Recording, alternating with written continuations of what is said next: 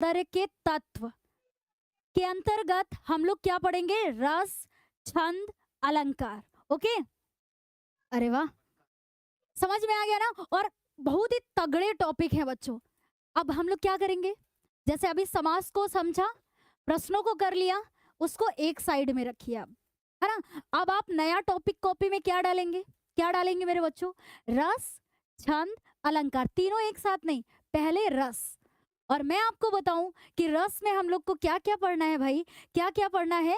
अ, दो रस हम लोग को पढ़ने हैं। कौन सा? एक हास्य रस, दूसरा हम लोग को पढ़ना है करुण रस। ठीक, तो हम लोग बिल्कुल मोटा मोटा सुन लेते हैं आखिर रस होता क्या है। रस का मतलब होता है मैम, जैसे अभी हम लोग ये क्लास कर रहे हैं, हमें रस मिल रहा है, रस मिल रहा है मतलब हमें आनंद आ रहा है, और हमें पता है कि भाई जो है इससे हमारा फायदा भी हो रहा है, तो वो अलग की बात है ना? जैसे कोई हम लोग गाना सुनते हैं, कोई पिक्चर देखते हैं, है ना, या कोई अपने मन पसंद का काम करते हैं, तो उसमें हमें क्या मिलता है? रस मिलता है। रस बोले तो आनंद मिलता है, वही रस का अर्थ हो जाता है। तो पहले हम लोग रस की बात करेंगे कि देखिए, ये तो आपको क्लियर है ना कि अभी रस बोलते हैं। काव्य सौंदर्य के तत्व के अंतर्गत याद रखिएगा कि रस, छंद, अलंकार, तीन टॉपिक पढ़ना है। और रस के अंतर्गत मैम पढ़ना है हास्य और करुण, ठीक है। छंद में हमें पढ़ना है सोरठा एवं रोला, और अलंकार में हमें पढ़ना है उपमा, रूपक एवं उत्प्रेक्षा। और बच्चों यकीन मानिएगा, हिल के नहीं जाइएगा, ये सारा सब कुछ आज ही सीखने वाले हैं आप, ठीक है। ये सारा सब कुछ आज की ही क्लास में आप सीखने वाले हैं। तो देखिएगा बच्चों, अब हम लोग यहाँ पर रस की बात कर लेते हैं कि मैम रस का अर्थ क्या होता है। ये आपको परिभाषा अपनी कॉपी में नहीं नोट करना है, बस मोटे मोटे शब्द में आपको सुनना है कि इसका अर्थ होता क्या है, ठीक है। जैसे आपने देखा कि साहित्य में मैम रस का अभिप्राय क्या होता है? आनंद होता है। एक बहुविकल्पी प्रश्न बन के आ गया कि रस का अभिप्राय क्या होता है, या रस का अर्थ क्या होता है? तो वहां लिखा है गहना, आभूषण, आनंद, है ना, या फिर दुख, कुछ भी ऐसे लिखा। तो आप क्या बोलेंगे कि मैम रस का अभिप्राय क्या होता है, कि मतलब रस का अर्थ क्या होता है? आनंद। ओके, काव्य को पढ़ने अथवा नाटक को देखने से जो विशेष प्रकार का आनंद प्राप्त होता है, उसे रस कहा जाता है। कॉपी पे परिभाषा ना नोट कीजिएगा, बस समझ लीजिए एक बार, ठीक है। और रस को काव्य की आत्मा कहा जाता है, ये तगड़ा पॉइंट है। तो ऐसे लिख लेंगे आप, काव्य की आत्मा किसे कहा जाता है? रस को। क्योंकि एक प्रश्न यहां से बन सकता है बच्चों बहुविकल्पी, कि काव्य की आत्मा किसे कहा जाता है। तो आप क्या बोलेंगे कि काव्य की आत्मा किसे कहा जाता है? भाई रस को कहा जाता है। बस मैम इतना क्लियर हो गया हमें। उसके बाद आप खास टॉपिक पे क्या लिखेंगे? खास टॉपिक पे लिखेंगे भरत मुनि के अनुसार। किसके अनुसार भाई? भरत मुनि के अनुसार विभाव, अनुभाव और संचारी भाव के संयोग से रस की निष्पत्ति होती है। क्या बोला? विभाव, अनुभाव एवं संचारी भाव के संयोग से रस की निष्पत्ति होती है। ओके, अब आपने देखा कि मैम यहाँ से बस हमें इतनी चीजें याद रखना है कि रस का अर्थ क्या होता है? आनंद होता है, ठीक है। रस का अभिप्राय क्या है? आनंद है। और फिर हमें क्या देखना है ध्यान से, कि काव्य की आत्मा किसे कहा जाता है? रस को कहा जाता है। फिर क्या देखना है कि भरत मुनि के अनुसार विभाव, अनुभव और संचारी भाव के संयोग से रस की निष्पत्ति होती है। बस इतना, ओके। एंड उसके बाद है कि रस के अवयव कौन से होते हैं भाई? रस के अवयव कौन से होते हैं? बस मोटे मोटे पॉइंट हम लोग देखेंगे जो हमारे लिए महत्वपूर्ण है ना, जो हमारे बच्चों के लिए महत्वपूर्ण है, कि यहीं से प्रश्न बनेगा। ओके, अब क्या है कि रस के 4 अवयव या अंग होते हैं। अब प्रश्न में आ गया कि रस के कितने अवयव या अंग होते हैं। तो आप क्या बोलेंगे? मैम कितने होते हैं? देख लेते हैं। वैसे तो 4 होते हैं। कौन से होते हैं? विभाव, अनुभाव, संचारी भाव, स्थायी भाव। ओके, तो देखिए स्थायी भाव, विभाव, अनुभाव तथा संचारी भाव। ओके बच्चों, क्लियर है ना? तो रस के 4 अवयव होते हैं, स्थायी भाव, विभाव, अनुभाव तथा संचारी भाव। पता है, बहुत ध्यान से सुनिएगा क्योंकि अभी प्रश्न भी देखेंगे हम लोग, ठीक है। प्रश्न भी देखेंगे बच्चों, बस कुछ ही देर के बाद। यस, ठीक है। और एक चीज और याद रखिएगा कि इन चारों के संयोग से रस की निष्पत्ति होती है। ओके, इन चारों के संयोग से रस की निष्पत्ति होती है। अब सबसे पहला हम लोग क्या देखेंगे बच्चों? हास्य रस। आपके पेपर में परिभाषा लिखने को नहीं आएगी, बहुविकल्पी प्रश्न आएगा बच्चों, ठीक है, बहुविकल्पी प्रश्न आएगा, परिभाषा लिखने को नहीं आएगी, तो याद रखिएगा। लेकिन ऐसे ध्यान में रखिएगा कि जब चारों के मिलने से ही हमारे रस की निष्पत्ति होती है। पहला होता है मैम विभाव, अनुभाव तथा संचारी भाव के संयोग से मतलब मिलने से हास नामक स्थायी भाव उत्पन्न होता है, ठीक है, तब हास्य रस की निष्पत्ति होती है। तो हम लोगों ने क्या सुना कि मैम विभाव, अनुभाव तथा संचारी भाव के संयोग से जब हास नामक स्थायी भाव परिपुष्ट होता है, तब वहां पर हास्य रस की निष्पत्ति होती है। ठीक है, क्लियर है। उदाहरण देख ले भाई, उदाहरण देख ले, यानी कि देखिए चारों के मिलने से ही रस की निष्पत्ति होती है। उदाहरण में आपने देखा कि हंसी हंसी भाजे देख दूल्हा दिगंबर को, पाहुन जे आवे हिमाचल के उछाह में। अगर पेपर में मैम ये उदाहरण आ गया ना, तो हम लोग देख के ही पहचान लेंगे कि ये हास्य रस का उदाहरण है। ठीक है, हंसी हंसी भाजे देख दूल्हा दिगंबर को, जब महादेव जी ने वो दूल्हे का रूप धारण किया था, तो उनको देख करके वहां की स्त्रियां हंस रही थी, फिर उसके बाद घर के अंदर जा रही थी, फिर बाहर निकल रही थी, उनको देख रही थी, इस तरीके से यही चल रहा था, पाहुन जे आवे हिमाचल के उछा में। तो यहाँ पर हास्य रस है। एंड उसके बाद हम लोग करुण रस की बात कर लेते हैं भाई। तो करुण रस भी ऐसे ही होगा।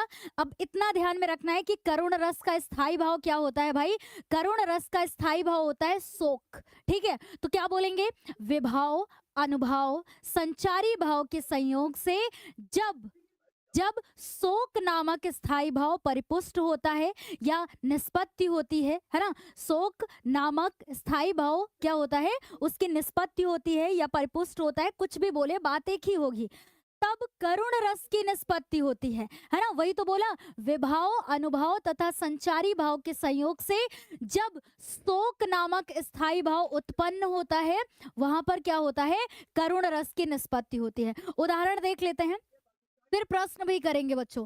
ठीक है, फिर रस से संबंधित प्रश्न करेंगे, फिर ऐसे ही छंद करेंगे, ऐसे ही अलंकार करेंगे, प्रश्न करेंगे। ठीक है, हे खग मृग हे मधुकर श्रेणी, तुम देखी सीता मृग नैनी। जब सीता जी का हरण कर लिया गया था रावण के द्वारा, तब श्री रामचंद्र जी जब उन्हें खोज रहे थे, तो वो हे खग यानी पक्षियों से, मृग बोले तो हिरण से, और मधुकर बोले तो भंवरों से पूछते हैं कि क्या तुमने मेरी सीता को देखा है, ऐसे।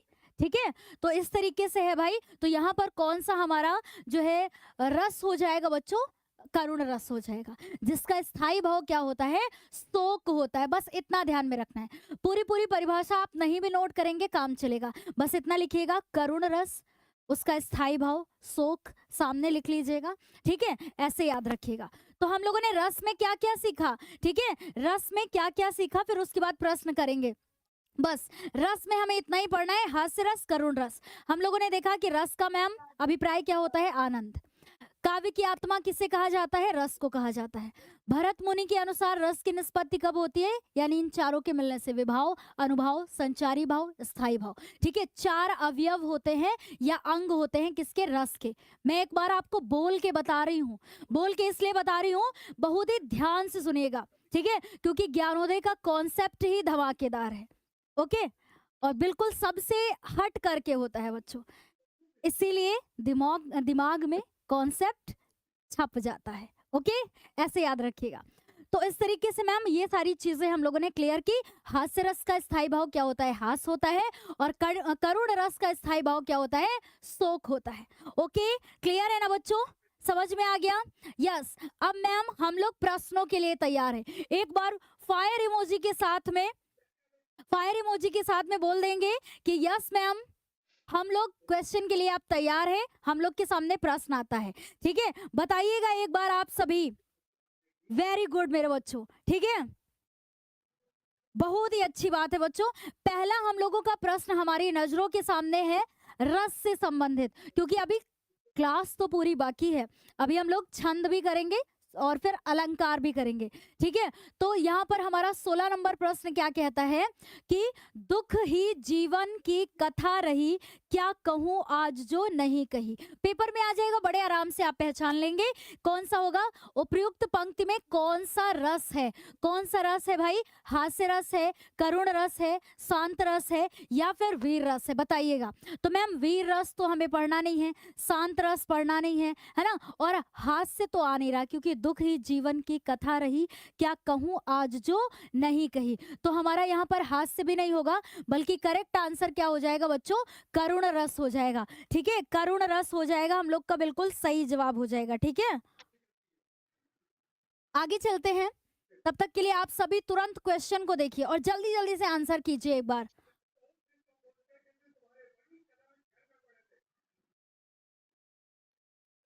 शोक किस रस का स्थायी भाव है, बताइएगा।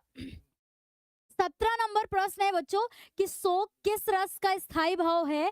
हास्य रस, हास्य का तो नहीं है मैम, है ना, और शांत भी नहीं है, वीर भी नहीं है, बल्कि हमारा करेक्ट आंसर हो जाएगा करुण रस हो जाएगा। ठीक है, तो ऐसे प्रश्नों में आपको पेपर में टाइम नहीं लगना चाहिए। ठीक है, बिल्कुल टाइम नहीं लगना चाहिए। आपने देखा नहीं कि आंसर कर दिया, क्योंकि मैम रस में अभी तो क्लियर करके आए हैं। ठीक है, अभी तो क्लियर करके आए हैं हम लोग। 18 नंबर प्रश्न हमसे कह रहा है कि रस सिद्धांत के आदि प्रवर्तक कौन है, किससे माना जाता है भाई, बताइएगा। भरत मुनि को, भानुदत्त को, विश्वनाथ को, या फिर बच्चों भामा को। तो रस सिद्धांत के आदि प्रवर्तक कौन है बच्चों, बताइएगा। भरत मुनि, देखिए भानुदत्त तो होगा नहीं, विश्वनाथ भी नहीं होगा, भामा भी नहीं होगा। करेक्ट आंसर क्या हो जाएगा, भरत मुनि हो जाएगा, बिल्कुल करेक्ट आंसर। ठीक है, रस सिद्धांत के आदि प्रवर्तक किसे माना जाता है, भरत मुनि को। स्टार बना करके नोट कर लीजिएगा बच्चों, क्योंकि ये प्रश्न आपके पेपर में आ करके रहेगा। ओके, बिल्कुल पूछा जा सकता है आपके पेपर में, तो आप अपने पेपर में मिस्टेक नहीं करके आएंगे। अगला प्रश्न है, अभी हम लोगों ने इसका उदाहरण के साथ में देखा था कि हे खग मृग हे मधुकर श्रेणी, तुम देखी सीता मृग नैनी, है ना। जब श्री रामचंद्र जी सीता जी के जब रावण के द्वारा उनका अपहरण कर लिया जाता है ना, तो वहां पर क्या होता है कि श्री रामचंद्र जी पूछते हैं खग मृग और मधुकर से, ठीक है, कि क्या तुमने मेरी सीता को देखा है। तो यहाँ पर हाथ से होगा नहीं बच्चों, वीर भी नहीं होगा, और ये हो जाएगा हमारा करेक्ट आंसर, क्या हो जाएगा, करुण। ठीक है, हाँ, यहाँ पर हमारा क्या है, इसका स्थायी भाव हो जाएगा शोक हो जाएगा। ठीक है, इसका स्थायी भाव क्या होता है, शोक होता है, मैम याद रखेंगे। और हास्य का स्थायी भाव क्या होता है, हास होता है। वीर रस तो हमें पढ़ना नहीं है। ठीक है, हमें दो रस पढ़ने हैं, करुण रस और हास्य रस। ओके, एंड उसके बाद है 20 नंबर है बच्चों, हंसी हंस बाजे देख दूल्हा दिगंबर को पाहुन जे आवे हिमाचल के उछा में। आपने देखा कि मैम यहाँ पर क्या है कि इसमें पूछा है कि कौन सा रस है, तो कौन सा रस है बताइएगा, हास्य है, करुण है, वीर है, या इनमें से कोई नहीं। देखिए वीर कट हो जाएगा, और करुण में अगर पूछ लेगा तो मैम करुण कैसे आ जाएगा, है ना। हंसी हंसी, इसी से पता चल रहा है भाई, इसी से पता चल रहा है कि यहाँ पर कौन सा जो है रस है बच्चों, हास्य रस है। ठीक है, करुण नहीं होगा, तो हमारा करेक्ट आंसर क्या हो जाएगा, हास्य हो जाएगा।